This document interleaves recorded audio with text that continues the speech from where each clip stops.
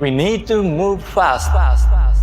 Every Toyota dealership will be shut down, and no, it is not because the company is in trouble. The opposite, in fact. This is all a strategic move. So why is this happening? What does this mean for us, the consumers? Will we get more cheaper options? And what about the dealership and the people that work there? What the heck is happening? For decades, we have been on this well-known path. Manufacturers build vehicles, load them onto trucks, and send them off to local dealerships. From there, we, the consumers, stroll into those showrooms to make our purchases. It was a charming process. There was a personal touch that made it feel special. However, let us be honest for a moment. In recent years, those delightful experiences have been overshadowed, becoming polluted and downright awful. This is where change comes in. Consumer preferences are evolving, and they are increasingly searching for streamlined, digital-first experiences when it comes to making such significant purchases. Right now, the automotive industry is experiencing a monumental shift, and one giant in the game, Toyota, is acutely aware of this transformation. The company is boldly stepping into uncharted territory by adopting a direct-to-consumer sales model. This move is revolutionary, as it effectively cuts out the traditional dealership network that has dominated car sales for over a century. Now, you might be thinking that this kind of shift is risky. I certainly thought the same at first. However, after diving deep into the research, I can assure you that Toyota has carefully calculated this strategic pivot. This decision is not simply a quick reaction to current trends. It's a well-thought-out plan designed to position the company at the forefront of the industry's future. By adopting the direct-to-consumer approach, Toyota is striving to create a more efficient, transparent, and customer-friendly buying experience. The days of winding through dealership mazes and engaging in uncomfortable price negotiations are coming to an end. This automotive innovator is tapping into the modern consumer's evolving needs and expectations. People are craving a streamlined, digital-first way to purchase their next vehicle. Imagine this. With just a few clicks on your smartphone or laptop, you could custom order the car of your dreams, complete with all the latest features you desire, without ever needing to step foot in a traditional showroom. Doesn't that sound amazing? And here's the best part. You will have the full support and expertise of Toyota at your fingertips, ensuring that your experience is seamless and hassle-free every step of the way. But let's be real for a moment. The intentions driving this move go beyond just making our lives more convenient. There's a deeper significance here, and it deserves a closer look. Now, I totally get that you might be thinking that we've all grown accustomed to seamless, personalized experiences across various industries. That's why this shift is taking place. But the rabbit hole goes deeper than that. What's their intention? Well, the motivations driving major corporations like Toyota are rarely straightforward. If you genuinely want to understand the why behind their actions and how it will impact you, you must dig a little deeper into the details that surround these decisions.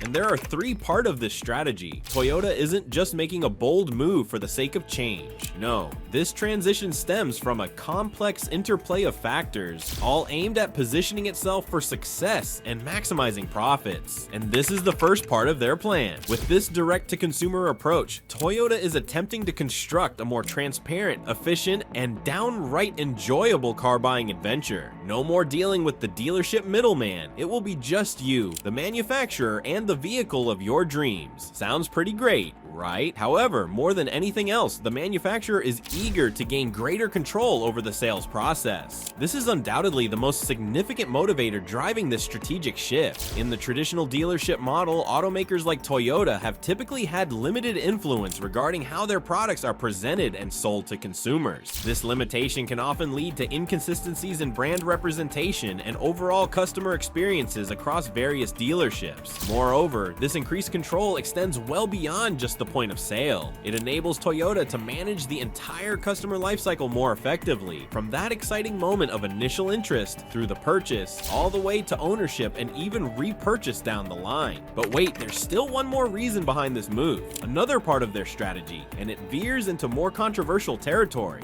data mining. No one wants to feel like they are being spied on or used solely for data purposes, but the opportunity to gather invaluable data and insights directly from consumers is undeniably critical. In this digital age, data is often referred to as the new oil, and for good reason. It offers incredible value. By engaging directly with customers throughout the sales process and beyond, Toyota can gather a treasure trove of first-party data. This information doesn't just scratch the surface. It provides deep insights into consumer preferences, behavior, behaviors and pain points. Can you even imagine the power this will harness? Things like detailed information on how customers configure their vehicles online could dramatically influence future product development decisions. Insights into browsing patterns and purchasing journeys could optimize the digital sales funnel. Even post-purchase data could reveal valuable insights about vehicle usage patterns and customer satisfaction, informing everything from future design choices to precise marketing strategies. Now, I have told you there are 3 parts to understand about this strategy, so let's talk about the last and the biggest motivator here, the money factor. Let's break this down. Profits and efficiency. This is crucial, and I can assure you it is significant. Recently, it has become clear that sticking with the traditional dealer model comes with hefty costs and inefficiencies compared to modern direct-to-consumer strategies. A considerable portion of expenses is tied up in advertising and maintaining inventory, which raises prices for consumers. Many recent innovations from Toyota have been met with excitement and demand, reflecting how a direct connection to the customer can lead to increased satisfaction. After all, happy customers spread the word better than any advertisement. What's more, the traditional dealership model carries substantial overhead costs. Think real estate, inventory management, and staffing expenses. These costs invariably reflect in the final price that consumers pay. By cutting out the middleman, Toyota unlocks the potential to significantly reduce distribution costs. These savings could be utilized in a multitude of ways. They might pass those savings onto consumers in the form of more competitive pricing, potentially increasing their market share. Alternatively, they could reinvest in research and development, rapidly accelerating innovation in electric vehicles and autonomous driving technologies. Or they could simply choose to bolster profitability, thus enhancing shareholder value. Now, don't misunderstand me here. While the potential for cost savings is considerable, actually realizing those savings calls for significant upfront investments in digital infrastructure, logistics networks, and customer service capabilities. However, in the long run, these investments stand to yield impressive returns. Moreover, switching to this new model paves the way for more efficient inventory management, rather than allowing vehicles to sit idle on dealership lots, potentially misaligned with local demand. A direct-to-consumer model embraces a more agile, build-to-order approach.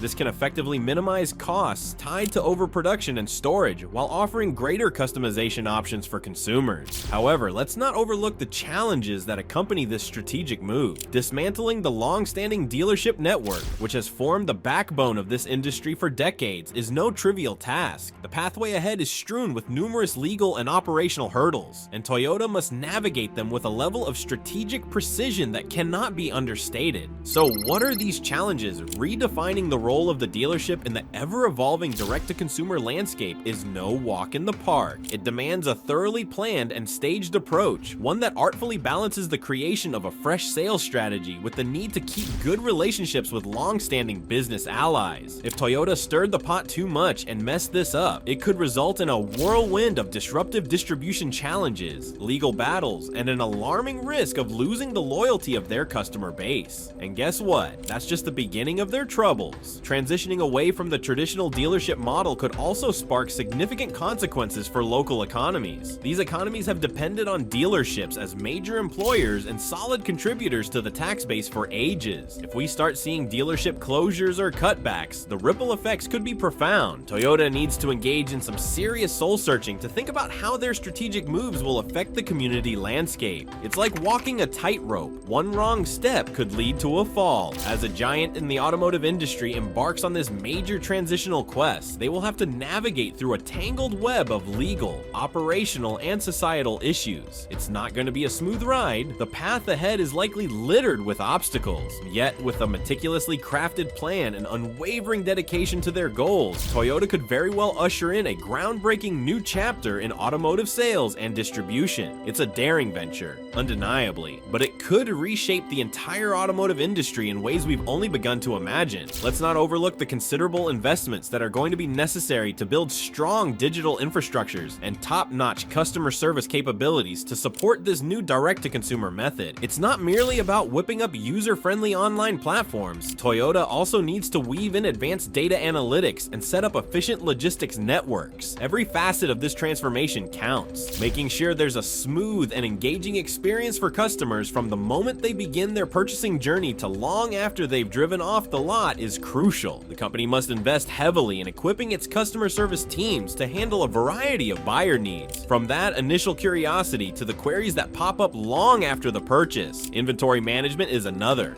vital detail that deserves attention. Think about it. In the traditional dealership method, cars are physically present on lots, meaning eager buyers can hop in for immediate test drives and instant purchases. But with a direct-to-consumer approach, that immediate availability could dwindle, which might leave customers feeling a bit left out or disappointed. In response, Toyota must think creatively, perhaps by offering virtual test drives, adopting flexible delivery options, or smoothing out the order-to-delivery process. Finding ways for customers to experience the vehicles firsthand and ensuring their purchases arrive on time will be key to maintaining trust. Let's face it, the customer is the heart of the matter. Without satisfying customer needs, Toyota might as well throw in the towel. Speaking of which, after-sales support is another crucial aspect that needs thoughtful consideration. Historically, dealerships have been the go-to spots for vehicle servicing, maintenance, and the ever-important warranty claims. But with the shift to a direct-to-consumer model, that local support network will fade. Toyota must whip up robust plans to tackle these customer needs, possibly through a creative mix of mobile services, collaborating with third-party providers, and strategically launching brand-owned service centers. Plus, there's the daunting task of navigating the legal maze. Many states have strict laws and regulations designed to safeguard the traditional dealership model, making it a real challenge to shift gears toward a direct-to-consumer format. Toyota will have to dive deep into the legal nuances of each jurisdiction and collaborate closely with policymakers to ensure they adhere to the rules and unlock the full potential of their novel sales strategies.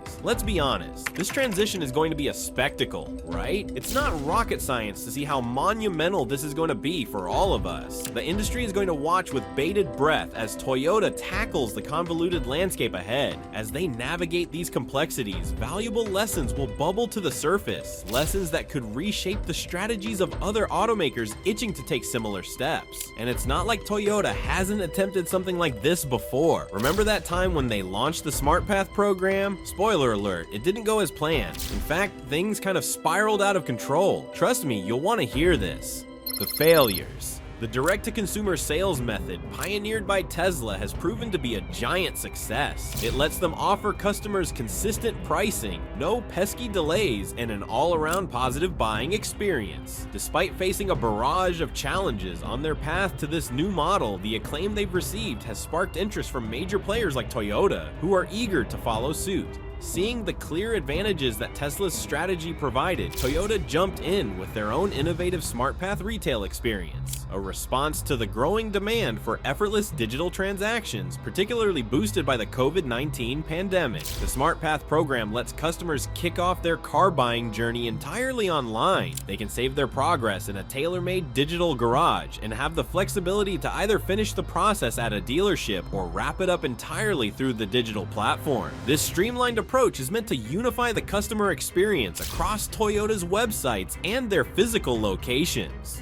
Toyota's SmartPath was all set to revolutionize the way we buy cars. However, as it turns out, reality was a tough pill to swallow. While customers could browse, build, and even have their dream cars delivered right to their driveways with just a few clicks, the ugly truth of dealer markups still lurked in the shadows, refusing to go away. Despite rolling out shiny new platforms, the age-old problems plaguing the industry simply wouldn't budge. Customers were itching and hoping for a transformative journey that finally tackled their long-standing frustrations. Unfortunately, Toyota's ambitious vision fell flat, leading to the program's closure in the year 2022. Here's a kicker: simply crafting a sleek online platform can't magically fix the nagging problems that have been bugging buyers for years. The SmartPath program did bring some welcome conveniences to the table, but it missed addressing the real issues: the persistent dealer markups that turned price comparison into a frustrating ordeal. Imagine pouring hours into researching and comparing prices only to stumble upon those annoying markups at each dealership. You might start wishing for the days when haggling face-to-face was the norm, simply so you knew exactly where you stood. It wasn't exactly a win. Now, here's where it gets interesting. Although the program was widely seen as a flop, it revealed an unexpected twist in this unfolding story. The prevailing view was that it was Toyota's miscalculation, but there was more lurking beneath the surface. A significant factor in the program's failure was the resistance from the dealerships themselves. It turns out they were quite comfortable wanting it to flop. Just like any other business, dealerships often prioritize their profits over customer satisfaction. Think about that for a moment. They rake in piles of cash from a variety of services: financing, insurance deals, extended warranties. The list goes on. Sure, the markup on the vehicles contributes to their bottom line, but those added services, that's where the real money is. As more shoppers pivot to buying cars online and cut out the dealership entirely, those profits face a serious squeeze. Toyota's Smart Path initiative was fascinating because it attempted to challenge the status quo by relegating dealerships to the sidelines.